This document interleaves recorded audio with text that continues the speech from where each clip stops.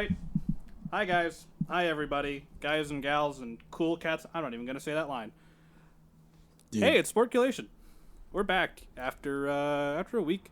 We've had a good time. The boys are here. I am Yusuf. I am Parse. And I am Anton. And, yeah, we've had a good day. We went on a little hike. We had a bro day, and now we're doing an episode. And this is an idea Anton brought to us a couple of weeks back. A couple weeks or so, yeah. Where what we're going to do is for each, not each week, but every now and then, we're going to ask each other questions about something they love outside of the main sports we talk about of like hockey, football, and baseball and basketball. And so, for example, for Parse, we're eventually going to interrogate him about F1 racing. I'm not sure what we're going to do with Anton yet. I like lacrosse, talk about lacrosse. And me, well, you're about to find out because that's this week's episode. Boys, what are you asking me about? I mean, first of all, like, I totally don't know, Yusuf's a big wrestling fan. Like, humongous wrestling specifically, WWE, specifically show wrestling, which is different from Olympic wrestling. I mean, I like Olympic wrestling. So how do you watch them this fake? Shut up. I mean, dude, you gotta trigger him. Sorry, yeah, I'm probably gonna trigger you. I don't know. It just is it fake or is it not fake? Okay, is it fake? It's not fake now. Okay, all right, so let me try clarification of this introduction. They're going to be asking me a bunch of questions about professional wrestling, and I'm going to have to answer them as honestly as I can. Okay, so on a scale of how much we know about wrestling, I know Parse nothing. is like 1. Yeah, I'm at like a 5, but it looks fake. And then Yusuf is at like a 28. Out of what? A bajillion, no 10. Yeah. Okay. So to answer your question first, Parse. Sorry. It's not fake. Oh, it's not fake. Fake. It's staged. It is staged. So how wrestling works is the outcome of the match will be decided beforehand. What happens when the bell rings until the bell rings again to finish the match could be anything. So how it works, for example, like when you look back at, say, if you look at the 1980s era of wrestling, like 80s, 90s, like the golden era, like Hogan, Savage, Steamboat, like all those late, I'm here for them to bring you down, mid to late brother. 80s era wrestling into the early 90s.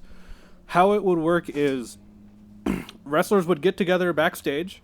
They'd have, at least in the WWE, a booking agent, so to speak, or a producer, and the producer or the agent would tell them, all right, here's how the match is going to go. You're going to go over, which means you're going to win, and get your character over with the fans, and here's how we're going to do it. We're going to do this, this, and this as a spot, which is going to be the setup for how the match will end, or a certain moment in the match. Okay. Sometimes, wrestlers would rather go into the ring, and all the moves that you see that they do, they will put together the match on the fly.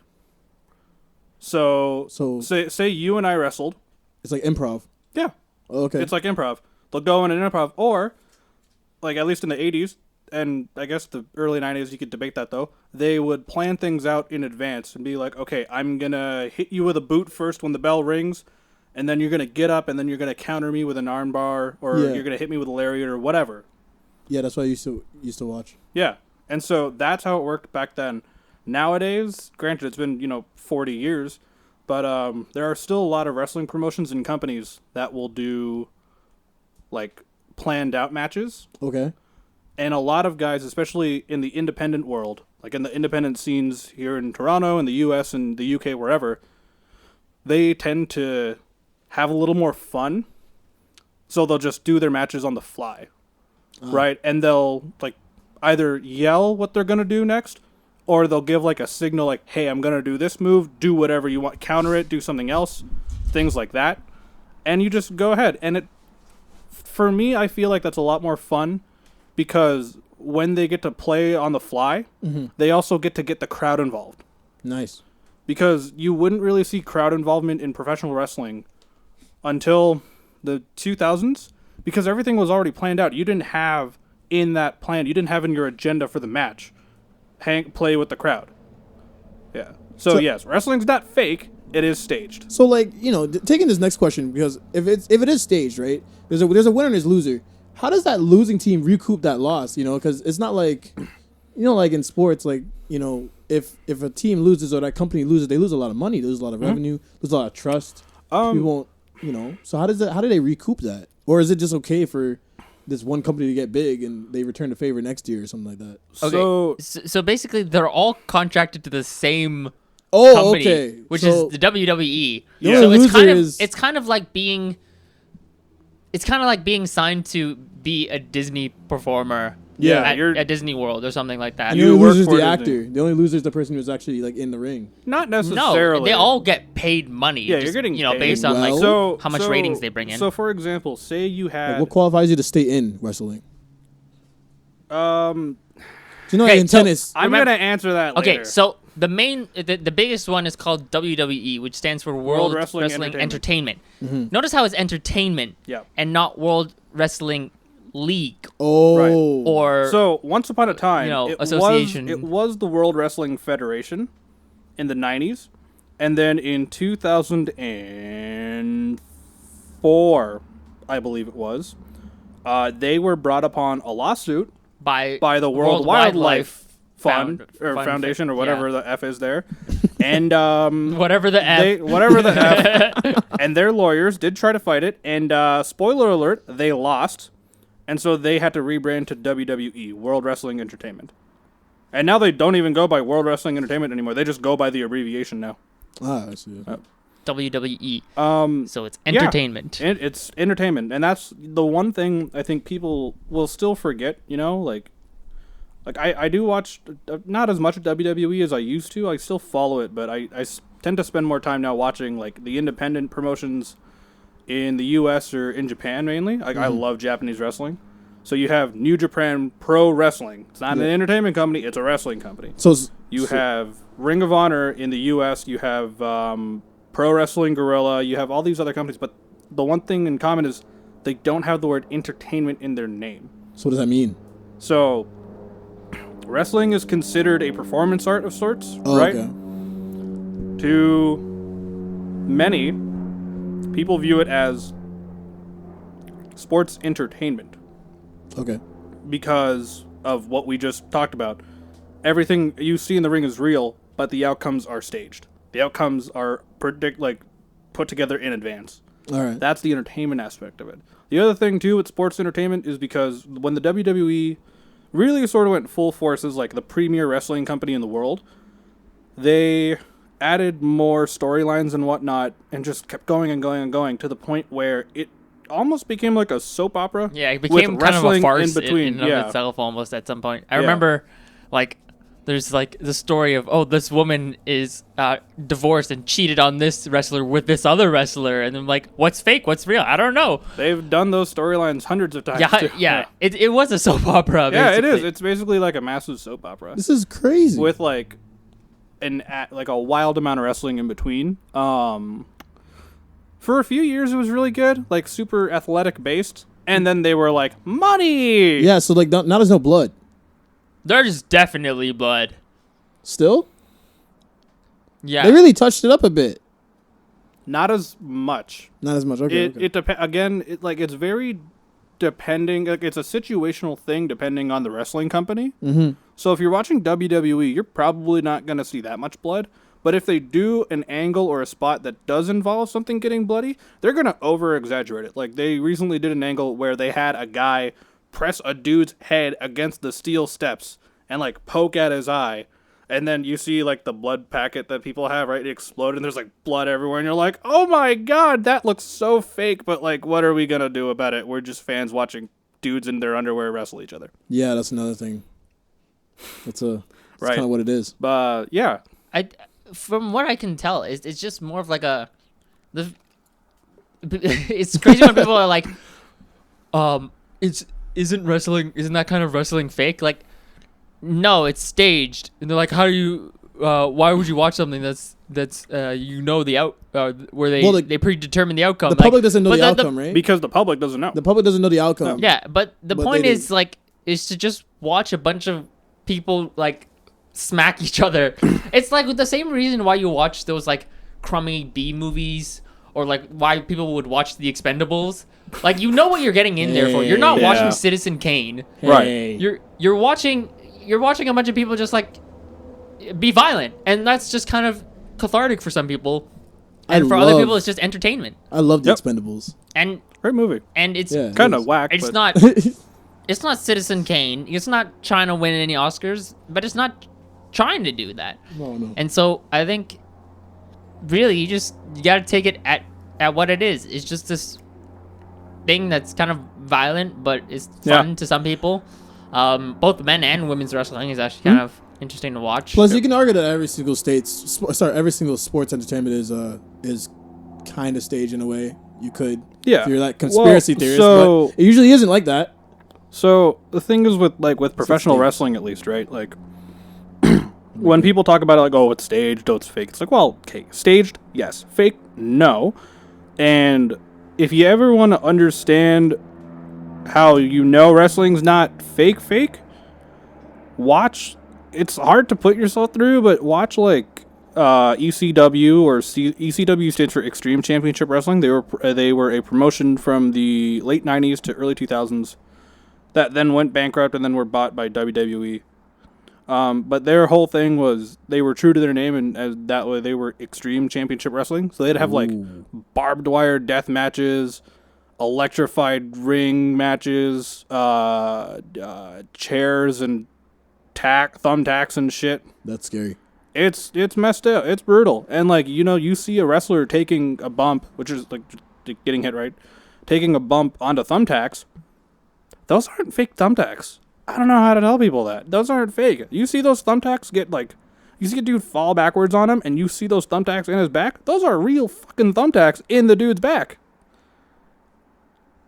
Like, if a guy gets hit in the head hard and his like head is cracked open a bit, that's real. They have to get stitched up after that. Wow. Now, granted, things like that still happen nowadays in wrestling, but it really depends on like where you look again. Like as I've brought this up multiple times already, it's very situational depending on the promotion. Mm-hmm. WWE has tried their hardest not to go the hardcore extreme route anymore because they're a PG rated television show. So they want to keep to that PG rating. They want to keep to the kids. Yeah, and kids are their biggest moneymaker. Yeah. Huh. Oh yeah, selling so how much is those action figures. Yeah, Jesus. So I've been to. Are you talking about for like a WWE show or like in general? For a WWE show. Okay. Wait, you were down at SmackDown, you actually right? bought a ticket. Yeah. To go watch. I've been to 2 SmackDowns, 1 Monday Night Raw, and 2 different pay-per-views. Well then. The SmackDowns I both saw in Boston. Around the same time, actually, like a year apart. Anyways, those tickets were... It was $40 for one show. And then $60 for the other because seats were better for the $60 one. They're pretty good. I saw Monday Night Raw in Toronto 2 or 3 summers ago. No, it would have been 2 summers ago, I think. Yeah, with my sister and a friend of ours. Tickets then were about $80 each, and we were like middle of the ACC. Oh, this is a Scotiabank Center. That's pricey. So yeah, and it's Scotiabank. Yeah, so it's pricey. And then yeah, $800 million to do that to you. True. Yeah, and then I see 2 pay-per-views I saw. One was in Toronto, one was in Boston. The Toronto one I went to for free, but that's because sponsorship stuff. Right. So that I didn't worry about that one. The one in Boston, I went with my old roommate. We paid $130 for like middle of TD Garden seats. Pretty good seats. But yeah. So normally you're looking at an average of. I mean, 130 gets you like nosebleed seats for Leafs games. So that's true. Yeah. That is true. But so you're looking at like average anywhere from $40 to maybe $80, $90 for like seated area. Yeah. If you're talking about getting tickets in the standing area down by like ringside, you're looking at a couple $100. But it's worth it though. Oh yeah, it's worth it. And so that's the thing with wrestling shows is as much as I would love going to a WWE show, which I've been to a few and I enjoy them. Going to independent shows I actually enjoy a lot more.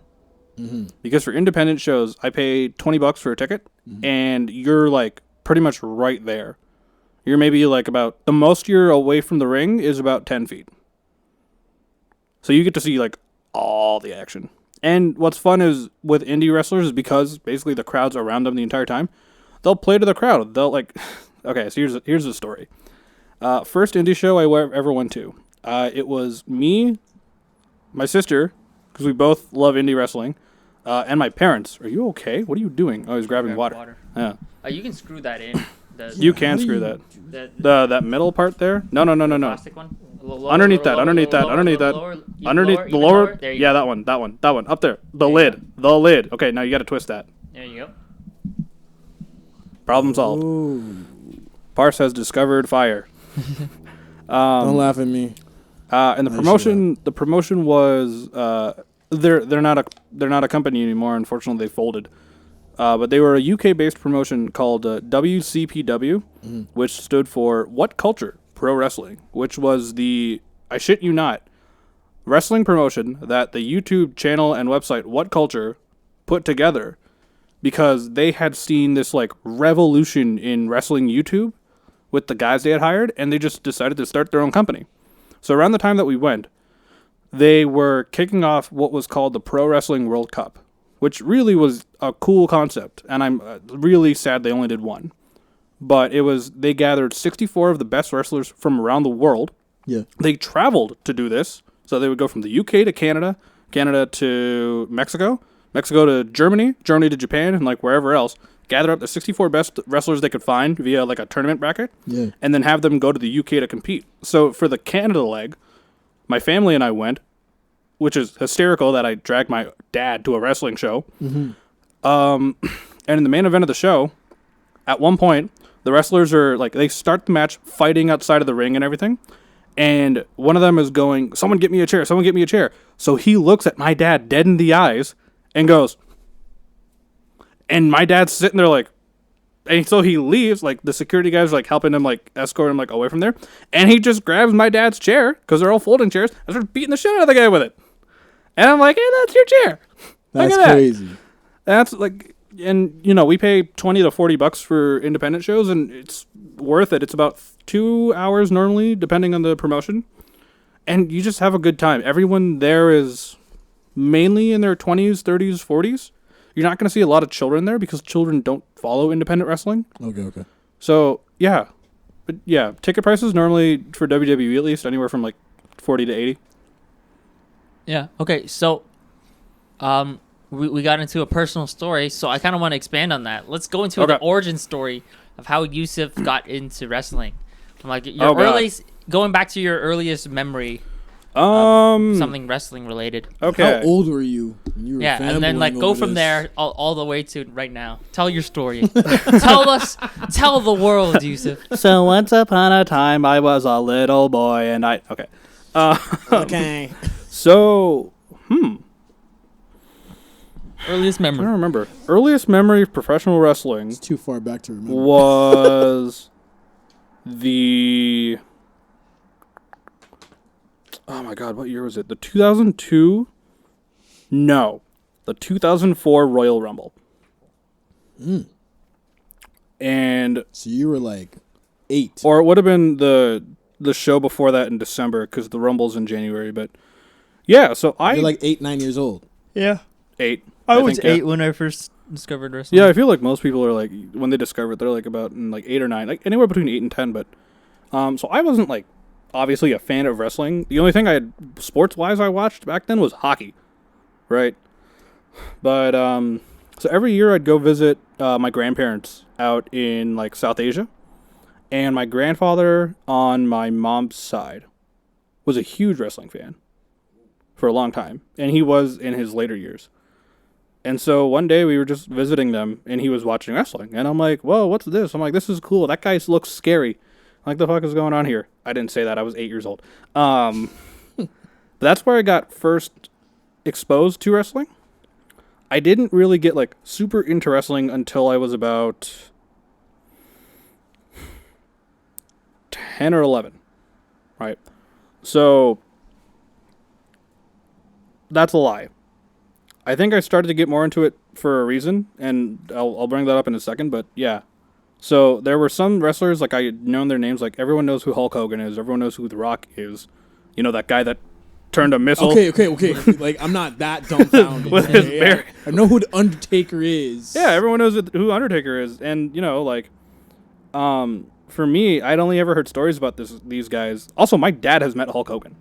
That is fun fact. What? Yeah, my dad has met Hulk Hogan. It was by complete accident too, because Hogan came to one of my dad's shops one day to get coffee before a pay-per-view, and I was like, "Huh, weird."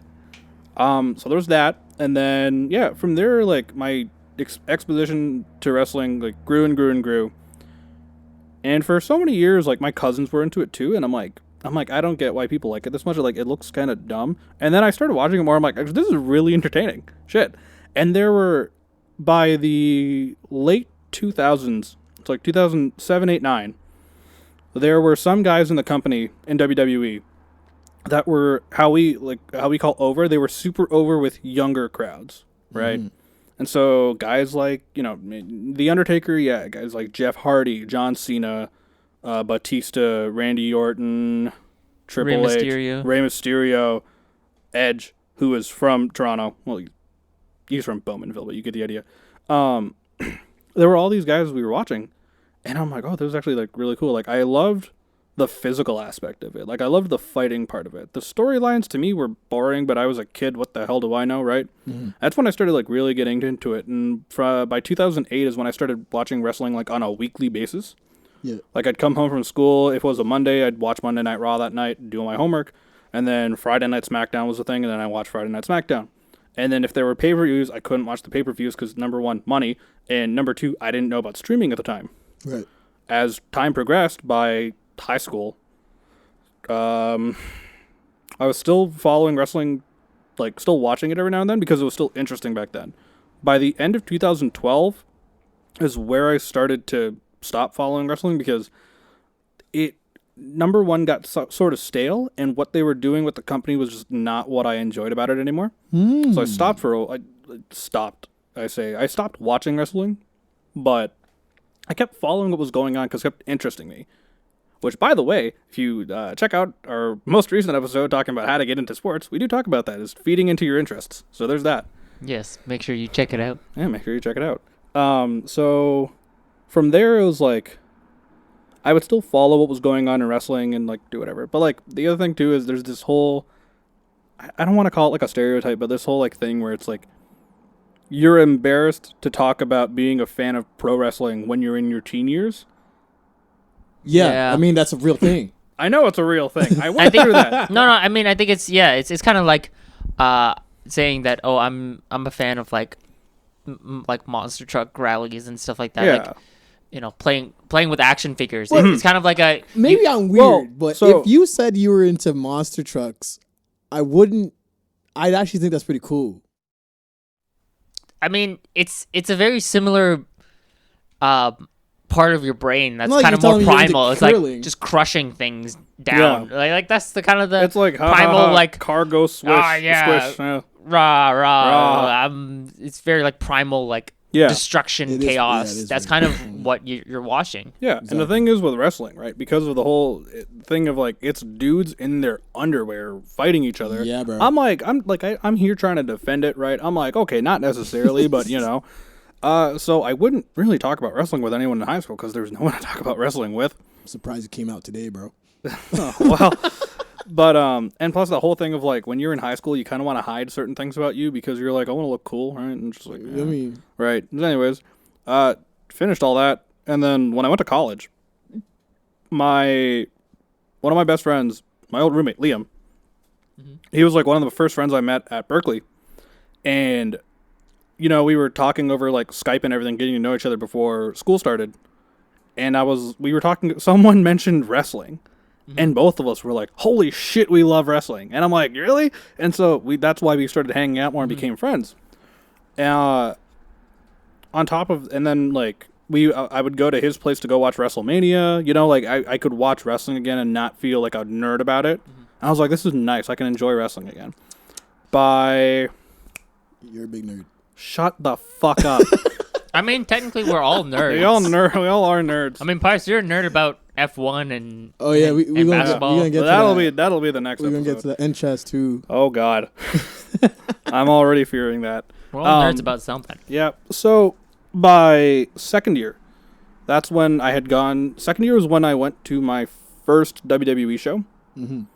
And I'm like, I've been wanting to like experience something like this for so many, like since I was a kid. And it's a really cool experience. Like looking at it now, being a lot older, and by then a lot of my favorite wrestlers that were outside of WWE, because I was following, what was going on outside with like Impact Wrestling, New Japan, Ring of Honor. Like I was following all these other promotions now, and there were some great wrestlers there. Right. That they had left their contracts in other promotions and went to World Wrestling Entertainment. Yeah. So by this time they were all there, and I'm like, oh my God, I can finally see these guys live. Like this is awesome. And you went, and I'd go and I'd enjoy it.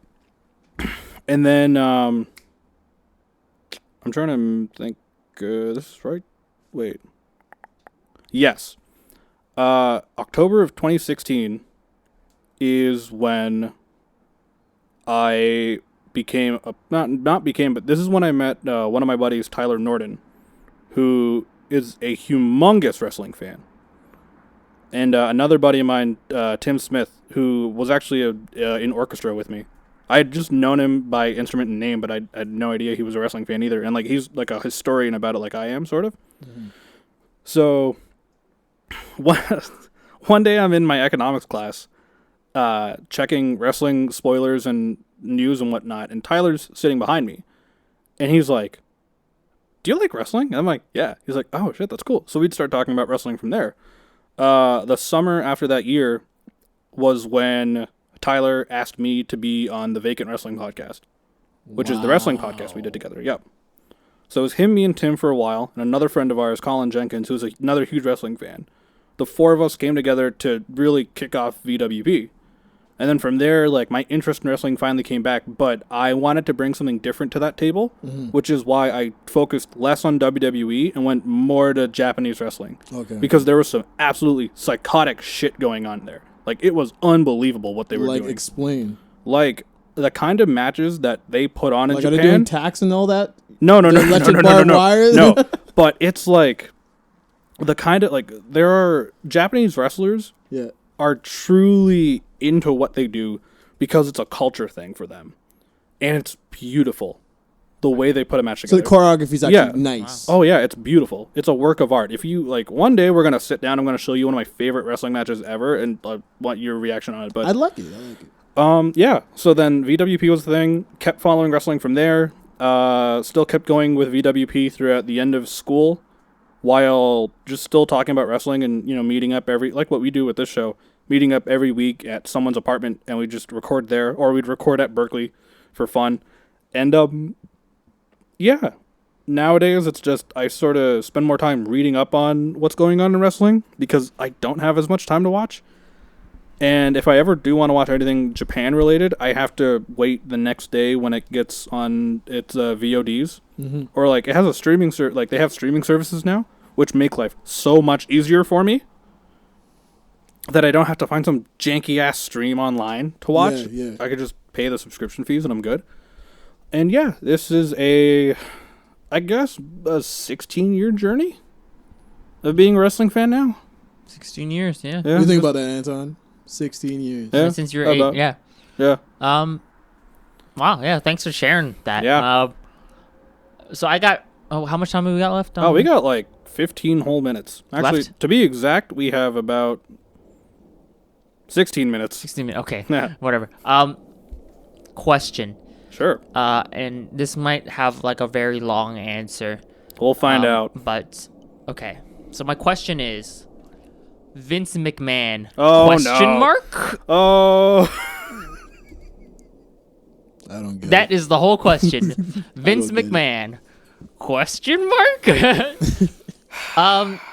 Explain Vince McMahon. All right. Do we have enough, or do we need another whole other podcast? I think for you know what? Explain Vince McMahon. So normally we go to 45 minutes. I don't mind this one going a while. Yeah, can we please make it go? I don't mind this. We need a full explanation. Let's try to keep it down to 45. We'll try, but if we go over, I don't give a shit. We're going over. Woo! It's my show. Damn it. So Vince For those of you guys listening who don't know, I don't know and who Parse, Vince McMahon Okay. is. So Like, Vince I'm McMahon so confused. is basically he runs WWE. This is the chairman and CEO? He is the owner, chairman, founder, CEO, architect, Founder. and senile, psychotic old man of the WWE. Also the XFL. Formerly, What? the Again, XFL. He sold it to The Rock. Oh, okay. Yep. To The Rock. Of course, to The Rock. Wait. The XFL is in the female league or the XFL football is the league. football league? Okay, so there's a female football league that's pretty tank as well. Yeah, I know. That's not that one though. Okay. But okay. So, where do I begin with Vince? Do you guys have an episode on the Vacant Wrestling podcast just titled Vince McMahon ? You should get on that. You'd be surprised. We actually do. You should. Yeah, We do. that exact title. Oh yeah. Vince McMahon ? Question mark. Really? Yep. Oh my gosh. I think it's still on iTunes. I gotta find it. I didn't think that I would get that right. We're not trying to get demonetized, We but, legitimately, because so with VWP, we never really timed it. We would just go. We'd have our topics for the day, and we'd just go. Mm-hmm. Like no matter, it would take some episodes were an hour, some were 2.5 hours long. Yikes. Because we would get into extremely heated debates about things. But there's one episode I distinctly remember, not the Vince specific episode, but this was the lead up into it. We mentioned about Vince being like crazy old and should be retiring soon. And a war had ensued between the four of us. Because of the camps of yes and no. Well, because we all had different ideas of how the company would be if Vince died. Not retired, died. And we went on for about 45 minutes because of it. And then we sat down after we filmed that episode and we were like, screw it, we're doing a Vince-related episode. We have to. Okay. Yeah. So Vince... The briefest of answers to my question, the 10 minutes, the most 10 minutes of an answer that you can give. How do I put this? Vince McMahon. How do I put this with Vince? What's your take on it, man? Like, yeah, that was my question, Parse. Yes. Be honest. Do you like him or do you not like him? First and foremost. That's a tough question. That's a complicated question. Okay. I mean, you can ask me. I need to breathe. I just. Do I like the Chicago Bulls or do I not? I took it very personally. So for what Vince has done for the sport of professional wrestling, and I've quoted this before, I've said this before, and my dad could probably quote me on this, but he took a fucking carny ass form of entertainment, because this is what you would see in the carnivals like 100 years circus, ago. Yeah, I agree with you. Circuses and shit, I agree right? with you. He took that, well, his father's company, he bought it from his father and turned it into this worldwide conglomerate. This behemoth Of entertainment for the world that you don't have to be super knowledgeable about. You don't have to be a certain age to enjoy. You can just fucking watch it. It's psychotic. At the cost of what people want out of wrestling, which is genuine athleticism. There are a lot of Anton's just looking at the camera. What's the word I'm looking for? What is the word I'm looking for here? There's a lot of tropes, memes. I don't know the word to use in this case that people use when they talk about Vince McMahon. One of them, which is the common one that people like to use, is Vince McMahon likes big, sweaty men.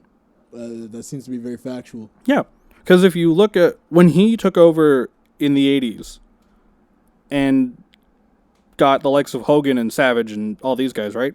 You're looking at dudes that are 6'6", like 245 pounds of just muscle and steroids. Players. Yeah, like just muscle and steroids, like big, beefy, sweaty men, and that's all you would see on your TV for 20 years until you had. Wonder Women love this. Oh well. So that was the old joke for so many years.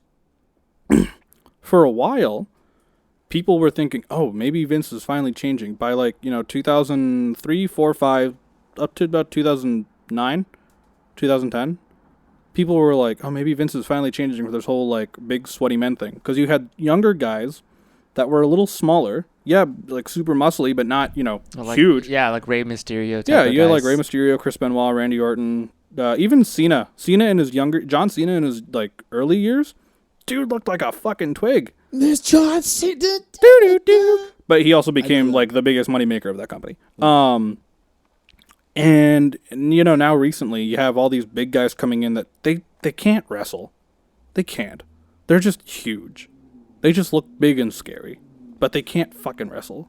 And they get in the ring and they hurt themselves. So that's the problem. And they hurt themselves, and you're like, hey, Vince, these guys are getting hurt. What are you going to do about it? And Vince is like, money, shut up. I see what you mean now. Yeah. That's a difficult take. So there's that. The other thing with Vince is he, in the 40-plus years that he has run the WWF, has never once left control of it to anyone else at any given point in time. And he will carry that torch and sit on that throne until the day he dies. Mm-hmm. The problem with Vince, though, is that his idea of wrestling is still very old school, and everything that goes down in the company has to go through him. So they have their writing and production staff, you know, they'll put the angles together for the show. They have to give it to Vince before the show airs earlier in the day. If Vince doesn't like it, they got to change something. The problem is, Vince might either just not like it, or he'll rip the whole thing up and rewrite the whole show himself. And nowadays, at his age? Yeah, and nowadays, you know, wrestling fans are smart. They know whether a show's been booked by Vince or not. Like, you just know. He's micromanaging, would you say? To an extent, yes, I'd say. And then the other is just being, like, borderline overbearing about it. But, yeah. And, like, you know, so his son-in-law, Paul Levesque, who goes by Triple H, he married Vince's daughter, Stephanie. He is running the... I guess once upon a time you could call it the development program that WWE has called NXT. Which they're a third brand officially now for the show. They're not just a development program anymore, because NXT would basically be a training ground for up-and-coming wrestlers to get their feet wet and like do whatever they want.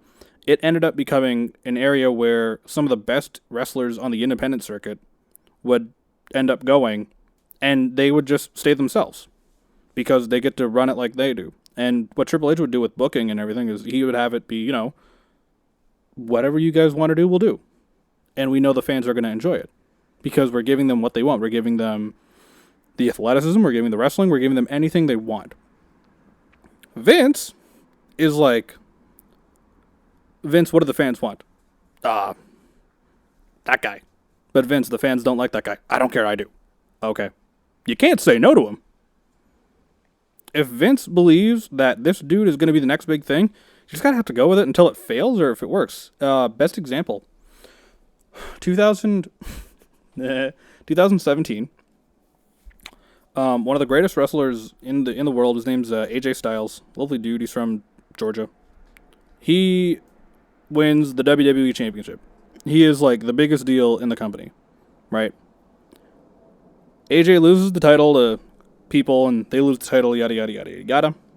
Randy Orton, aged veteran in the company, is holding the title. Everyone's going, okay, I don't mind this decision, Vince. This is an okay decision. All of a sudden, Randy loses the title to a wrestler named Jinder Mahal. Jinder Mahal? Jinder. He's Indian. Canadian Indian. He's from Calgary, actually. Fun fact. But he lacks the ability to put on a good wrestling match. Mm-hmm. Because he can only do the same match every time. The same thing, same spots, same everything. His skills on the mic, because if anything is important in wrestling, it's mic. It's mic skill. It's being able to talk to the crowd and convey your message well. Okay. Horrible at it. Everything about him just sucked. He came back from a torn pectoral injury, and they were like, we're strapping the title on you. Because Vince wanted to do it to get the Indian market involved. So he's smart. What? Yeah. That's like trying to get like the closest black person you can find just to get them involved in golf.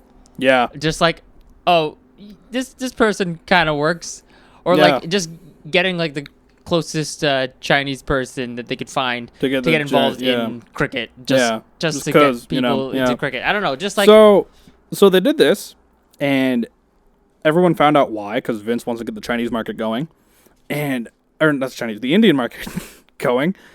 And I'm like, this is going to be the worst fucking idea ever. So they go into the summer with this guy as champ. They had planned a 2-month long tour in India that summer. Yeah. And about, I think it was 40 shows throughout those 2 months across India.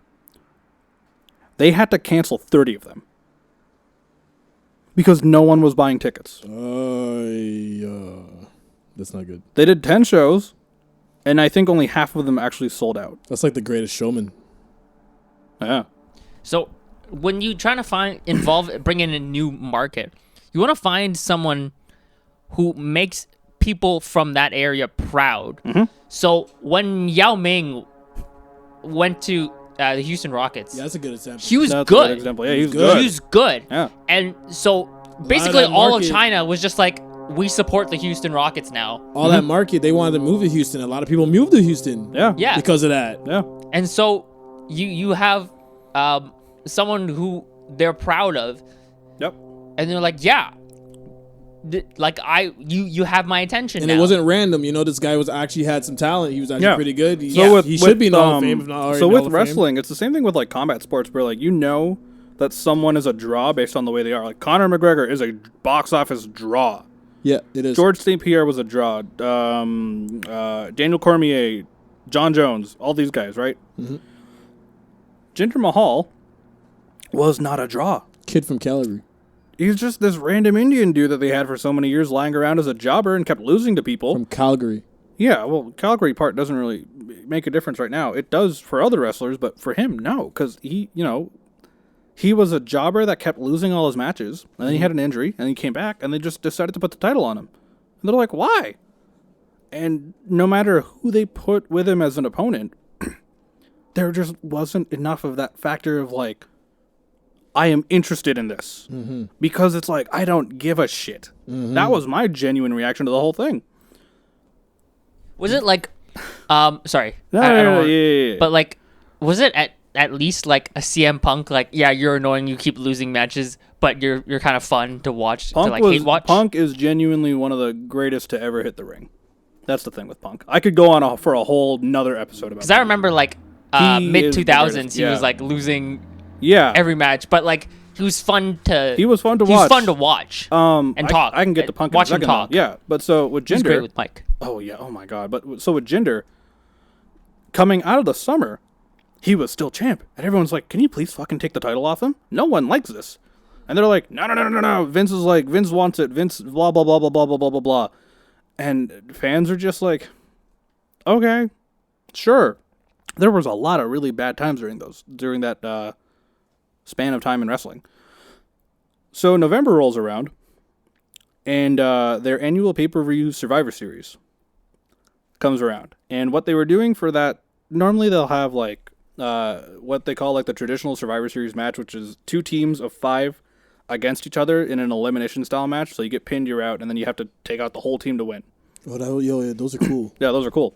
Back then, it used to just be like to settle feuds. Mm-hmm. So like team this guy versus team this guy, or team that guy versus team that guy. Yeah. What they've been doing the last few years is they do Raw versus SmackDown now. Like they do a whole like bragging rights, like who's the better show. So for that year, they were like, okay, it's Raw versus SmackDown. We're gonna have a team to represent Raw versus a team to represent SmackDown for both the men and women. So 5-on-5 for men, 5-on-5 for women. We're gonna have the tag champs of Raw face off with the tag champs of SmackDown. Okay.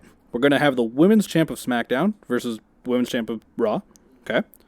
The Intercontinental title, which would be on one brand, versus the U.S. title holder, which would be on the other brand. And then, to cap it all off, would be a battle between the 2 world champions, the WWE champion and the Universal champion. The Universal champion at this time was fucking Brock Lesnar. Who, if you're listening at home and you don't know who this is, picture a shaved silverback gorilla that was human, played professional football, ran track and field, was an NCAA Division 1 heavyweight amateur wrestling champion in college while also being an NCAA All-American in track. This dude's a fucking freak of nature, and he's a former UFC heavyweight champion. Brock Lesnar is a legitimate fucking freak of nature. And Brock is a draw. So going into this pay-per-view about 3 weeks in, everyone was like, oh yeah, we're getting Jinder versus Brock. And then people were like, oh God, Brock's gonna eat him. We're like, we don't want that. Because people wanted someone credible to fight Brock. Brock, nowadays, he knows he's a prize fighter. So he wants an opponent that will actually, like, make sense for him. He wants an opponent that'll be a good enough draw for him to compete with. Because otherwise, then, like, if you're only invested in the one side of it, which is Brock, you know that match is going to be over in about 3 minutes. So what they did was, they said, okay, Jinder, here's what we're doing. We have a live event in the UK, about 3 weeks away from Survivor Series. You're dropping the title at that live event. Because normally champions would drop their titles at a pay-per-view, but they were like, we don't have another pay-per-view before Survivor Series. Sorry, Jinder, your time as champ is up. And he dropped the title back to AJ Styles. Because AJ Styles is, number one, a bona fide professional wrestler. He's very well known. He's been a draw in every company he's ever worked for. And holy shit, him and Brock Lesnar together would be awesome. And that's what they did. Granted, they had to fucking force Vince to do it. To pull the trigger on it. Because all the writers told him, Vince, we don't want Jinder going into this match with Brock. And Vince was like, why? I don't see a problem with it. And about 3 weeks before that show, like, I think it was, I believe the decision was made the day before that UK event. Vince realized what was in front of him, and he went, oh shit, okay, fine, we're doing it. So he doesn't, Vince is, So Vince McMahon. Yeah. He is a question mark. He is a question, he really is a question mark. Okay, we're like running out of, we're you like, could do a whole other episode. Matter of fact, you have a whole other podcast. I do have a whole other podcast. Be sure to check podcast. out the Vacant Wrestling podcast, Be sure to guys. check out Vacant Wrestling. We haven't done much recently, but hopefully we're getting more things done. It's been a while. But, yeah, you know what? I will take one more question from the floor, and then we'll call it here. Do you have one? I mean, I he got one answered a lot already. I have none. Okay, I got one. Okay. If you don't want. Okay. This is more of just like a statement. Okay. Pitch us. Pitch the people listening on wrestling. Hello. To get, to like give it a chance and just say like, do a sales pitch for us. Do a sales pitch. And, okay. like, sell us on it. I'm not sure about a sales pitch, but I will tell you this. When it comes to professional wrestling, I feel like nowadays people don't take it as seriously because it's been so wishy-washy for so many years that no one would want to take it seriously. However, if you genuinely want to get into the bits and bobs of professional wrestling, because we live in an age now where the internet is big and obviously, and everyone's got streaming services, there's YouTube, there's all these things, right?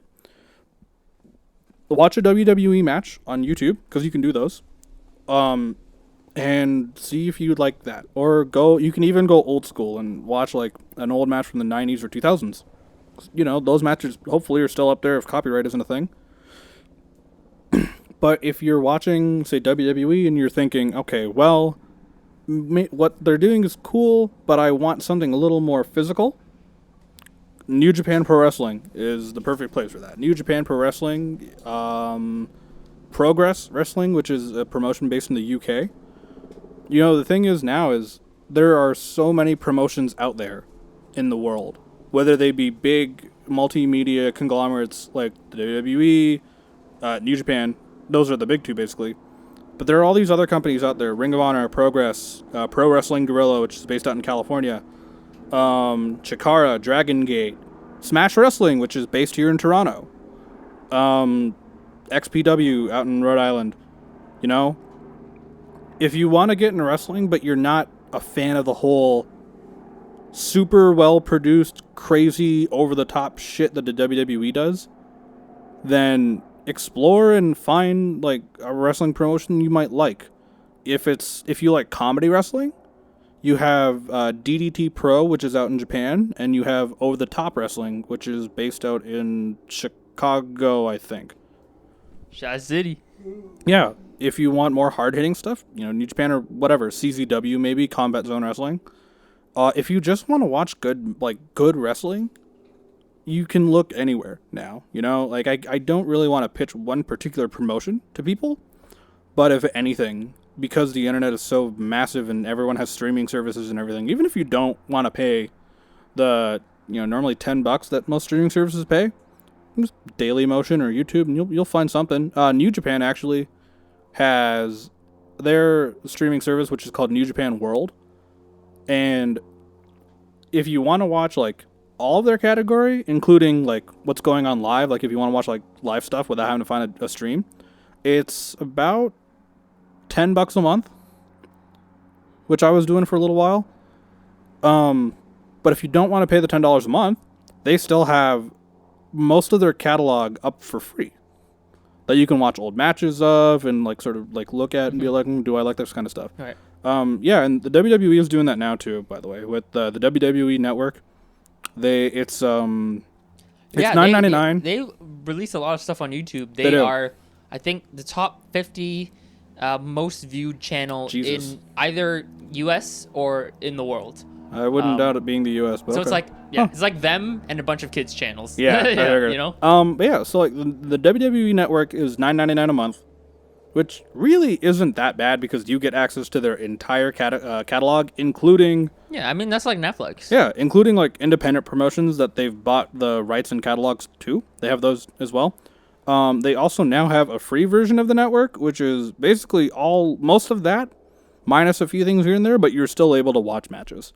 So yeah, like there's a million ways to really like get into wrestling now, and at the end of the day, it really just ends up being just go watch a match or two and then see what you think. Okay. Nice. Yep. That was it. I'm out of questions. Are we out of questions? I'm out of questions. All right. That was enlightening. Thank you. Thank you, Yusuf. And I like to see that side of you that gets really into wrestling. Yeah. Especially all I had to do was just say Vince McMahon. Yep. Question mark. And then you went off. Vince. That's the thing. If you listen to the other podcast I do, Vacant Wrestling, this is what I really enjoyed about doing it, and what made me happy about being a wrestling fan again was that I could have these genuine psychotic conversations with my friends about something we all love, and it would get really heated because it's something we all care about. Right. There's actually so I'm gonna say this, and then we're gonna kill the show after this. We're gonna finish up after this, but on top of the podcast for VWP, we also had we do this every now and then still, but we did this thing called the Roundtable, which what we would do is we would bring a topic in, like the four of us, and we would discuss our takes on that topic. So like, should titles be relevant again? Blah blah blah blah blah. Should these guys like yada yada yada yada yada, right? And we'd have some really great conversations. And if you do, by the way, on our YouTube channel, it's up there. The last roundtable we did was, granted, a couple months ago, but we did talk about something that's very important in wrestling, and that is, should there be a union? Yeah. Kind of like actors unions. Yeah, and so that's a really good one. I'd highly state you check that one out. It's a really interesting conversation we had on top of other topics. But what I was getting to with the getting like heated about things is we did an episode once where we were talking about an incident in wrestling called the Montreal Screwjob, and at one point someone brought up something. What are you laughing at? I think your sister just dropped a cucumber slice from the balcony. Well, guys, I mean, I guess so. We got to listen to this Montreal. And I'm not gonna get into the story of the Montreal Screwjob. You can look. I think you guys. By the way, actually, I'll get to this after. But so we got into this topic about the Screwjob, and we had a guest on the show who's also a friend of ours that we went to college with, and he brought up a very crazy take about it, and it got to the point where I got so angry I had to leave the room. Just because of how genuinely pissed off I was at his dumbass take. It's hysterical. But yeah, so there's that. Yeah, I do like getting heated about these things. It really makes me feel alive, But yeah, if you ever like anything in wrestling history, because I'm sure people there are people that have heard of these things but don't know what they are. There's a great documentary series that Vice did, called Dark Side. Was it Vice? I think it was Vice. It's called Dark Side of the Ring. It's 2 seasons so far, and they look at all the controversial things that have happened in professional wrestling. Each episode's about an hour long. Some of them are 2-parters, but really, really in depth. And like I've enjoyed every episode I've watched. I've finished the whole thing so far. And yeah, I might rewatch them actually. I really want to thank you, Yusuf, because like I'm not that in depth with F1. So the fact that you went really, really off, it helps me out. Yeah. Because I don't think I have enough information to give you to tell us the last whole hour okay. about F1. So for you guys listening, the original plan was we were gonna grill Parse about F1 and ask him about these things. We were like, maybe we need a little bit of time to prepare. And I realized, you could ask me whatever you want about wrestling. I'll be ready to go. Exactly. Yeah. So, but I'll do what I can. I mean, I'm not entirely unknowledgeable. I can talk about how I got into it. And, we just finished talking about, oily men in underwear. So we can now talk about men who are short. By the way, there has to be 150 pounds to be in the car. And, they're in these onesies that they can pee and shit in. Cool. Yeah, exactly. Well, with that out of the way. Well, with that, this has been the SportCulation podcast. I am Yusuf. I'm Parse. And I'm Anton. We will see you soon, probably. It's fake. Shut up. Vince McMahon. I just got it. Oh, that was hilarious. I'm like, at first, no, because I heard the door. Yeah, I heard the door open. And I'm like, was that your mom? And then something drops, and I'm like, what dropped? And I see a slice of cucumber. I'm like, it was probably her. Yeah, because I think she just finished class, so. That's how she lets you know. Probably. Yeah, she's just gonna come home and just like whip you with a cucumber slice. Thanks a lot, Yusuf. Now I gotta go do a whole history lesson on F1. Yeah, I'm definitely not knowledgeable with that. Like I was prepared to answer your questions like, oh, what happens in it? What kind of tires are used? I was prepared to answer those. Honestly, this guy's like, you need a whole history lesson on like the beginning of F1. I could do another one of these on just like independent wrestling. Like I could legitimately do another one of these on independent wrestling. Jeez. Yeah. You already have another podcast with that. Yes, we do.